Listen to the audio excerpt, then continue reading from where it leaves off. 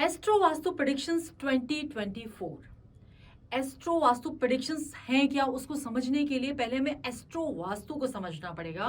अब एस्ट्रो और वास्तु, एस्ट्रोलॉजी और वास्तु से मिल के बना है, दोनों को कंबाइंड करके बनाया गया है। मैं इसको एक छोटे से एग्जांपल से आपको समझाती हूँ कि एस्ट्रो वास्तु क्यों रिक्वायर्ड है, केवल हम वास्तु पे वर्क क्यों नहीं कर रहे। वास्तु पे जब हम काम करते हैं तो एक फ्लोर, एक घर में अगर 3 भाई भी रह रहे हैं तो तीनों को अलग अलग फल मिल रहा है। एक बिल्डिंग में 3-4 फैमिलीज रह रही है, तीनों चारों को अलग अलग फल मिल रहा है। तो ये क्यों होता है, जबकि सबकी सेम एंट्री है, सबकी अगर किसी की S6 की एंट्री है तो सबके साथ ही प्रॉब्लम्स होनी चाहिए। किसी किसी का बहुत अच्छा चल रहा है, किसी के साथ ज्यादा प्रॉब्लम है, किसी के साथ कम प्रॉब्लम है। तो जब उनके एस्ट्रोलॉजिकल चार्ट देखे गए तो उसमें पता चला कि जिनकी प्रॉब्लम्स बहुत ज्यादा हैं वो राहु की दशा चल रही है, उनकी राहु की अंतर्दशा चल रही है उनकी, और जिनका अच्छा चल रहा है उनकी किसी पॉजिटिव प्लैनेट की दशा चल रही है। तो होता क्या है कि एस्ट्रोलॉजी में जो भी आपकी प्लैनेटरी पोजीशन होती है, जो दशाएं चलती हैं, अकॉर्डिंगली आपका जो वास्तु होता है उसमें आपको उसके फल मिलने लगते हैं। वो अच्छे भी हो सकते हैं और बुरे भी हो सकते हैं।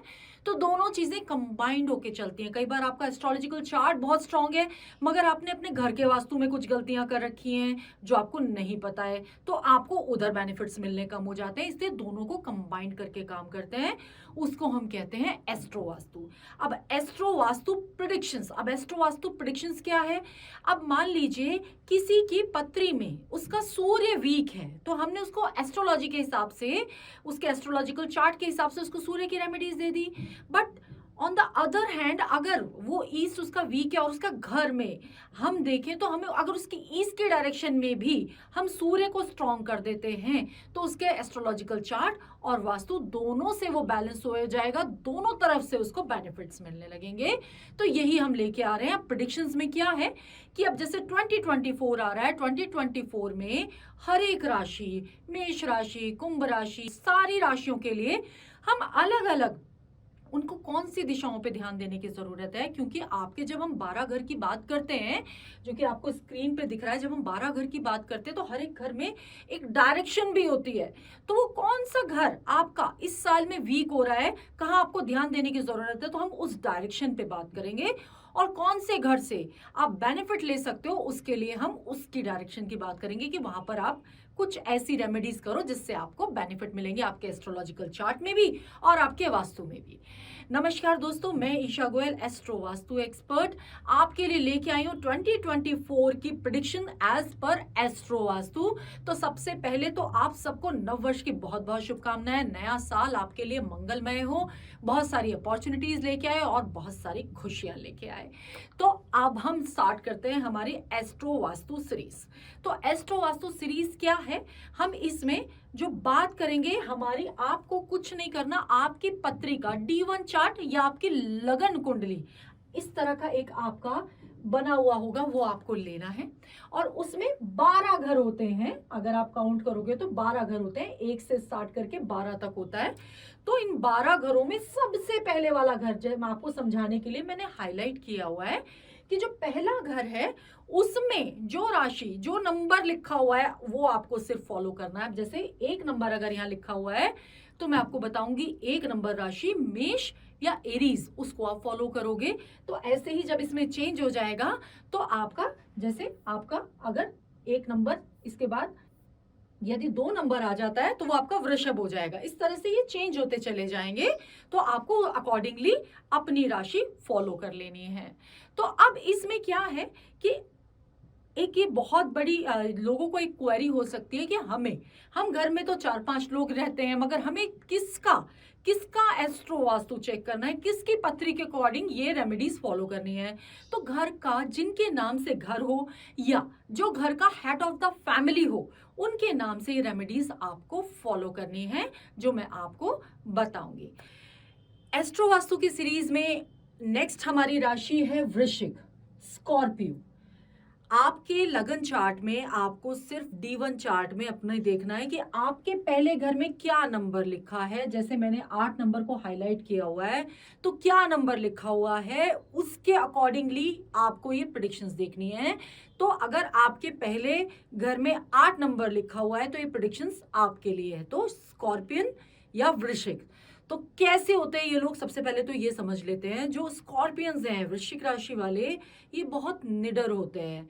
अगर गलत नहीं किया तो सहते नहीं हैं। अगर आ, आप इनको नहीं छेड़ोगे तो ये परेशान नहीं करेंगे, और अगर आप इनको छेड़ोगे तो फिर ये छोड़ते नहीं है। बहुत अच्छे प्रवक्ता होते हैं, जज होते हैं, वकील होते हैं, इनसे बातों में आप जीत नहीं सकते। कम्युनिकेशन स्किल्स बहुत अच्छे होते हैं। दूसरों के मुद्दे में पड़ते नहीं है, मगर आप इनके मुद्दे में अगर पड़ोगे तो इनको अच्छा नहीं लगता। दूसरों की बातों में आते नहीं है, और अपनी बातों में किसी का इंटरफेरेंस पसंद नहीं करते।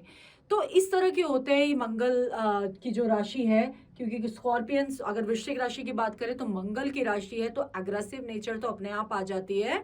तो इसलिए इनका जो एक जुझारू नेचर है, पढ़ने की कला है, ये इनके अंदर बहुत ज्यादा होती है वृश्चिक राशि वालों में।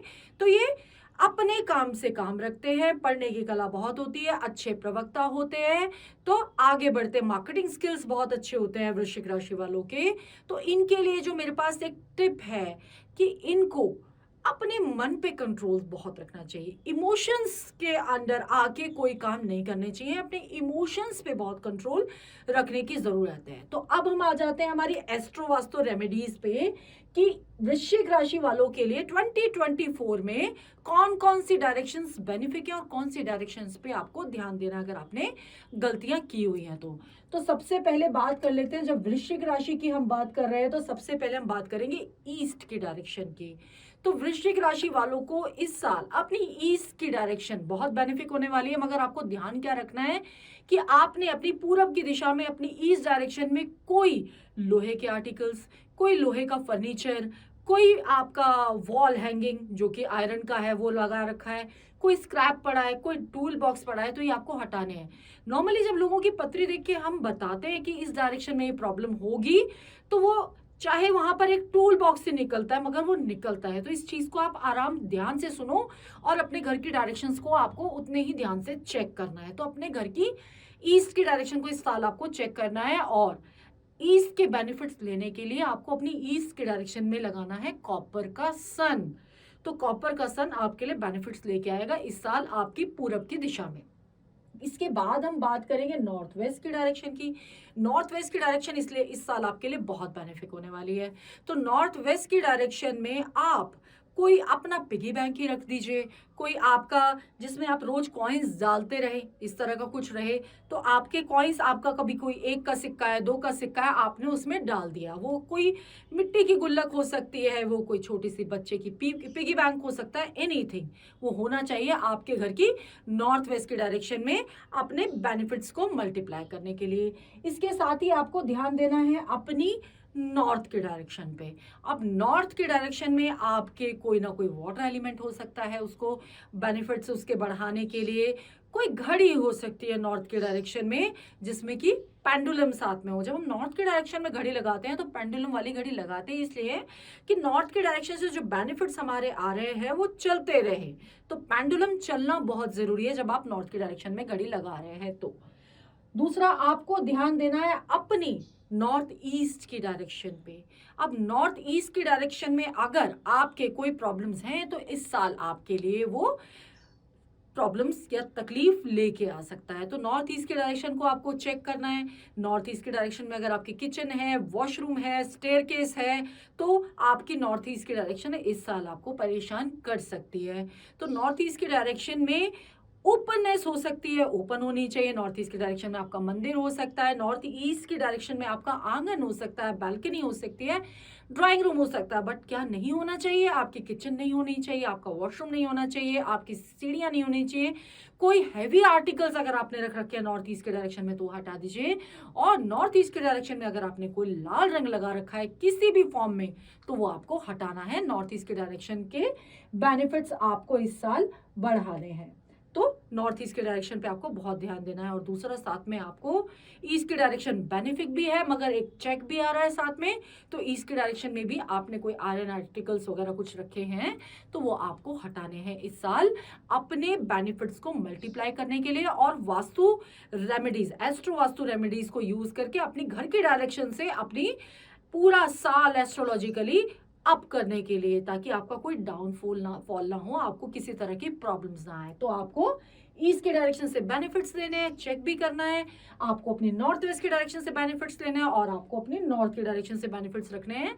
ध्यान रखनी है अपने घर की ईस्ट नॉर्थ ईस्ट के डायरेक्शन का, इस साल तो ईस्ट के डायरेक्शन और नॉर्थ ईस्ट के डायरेक्शन का ध्यान रखिए।